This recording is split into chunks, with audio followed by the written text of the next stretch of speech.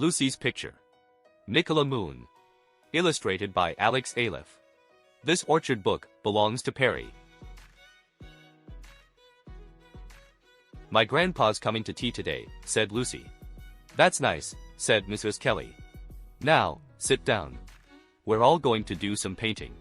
Can I do a picture for Grandpa? Asked Lucy. Of course you can, said Mrs. Kelly. Lucy looked at the big sheet of white paper in front of her.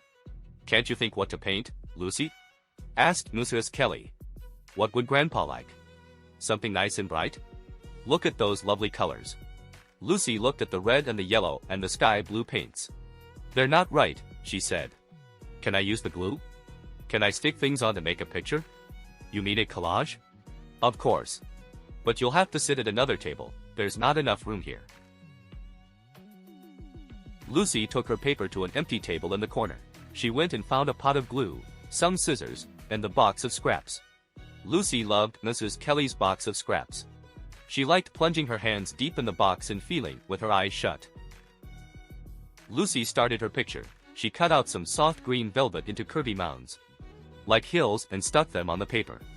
She made a lake out of blue shiny stuff and put it in between the hills. Then she found some flowery dress material. Grandpa has flowers like this in his garden, Lucy told Mrs. Kelly. He likes the blue ones best because they have the nicest smell. She cut round the flowers and stuck them in little clumps along the edge of the lake.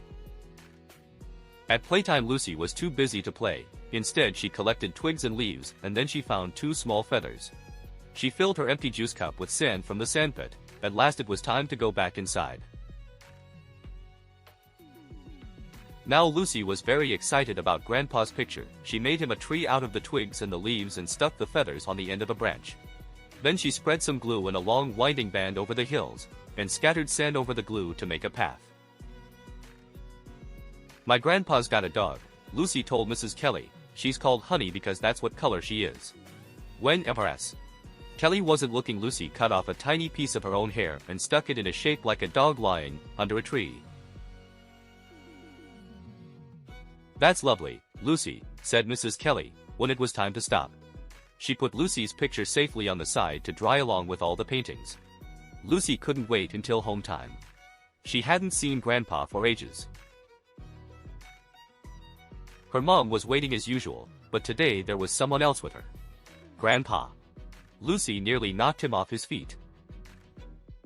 I've made you a picture, Grandpa. Look, Lucy grabbed her blind grandfather's hand and guided it over her picture. These are hills, and here's the road.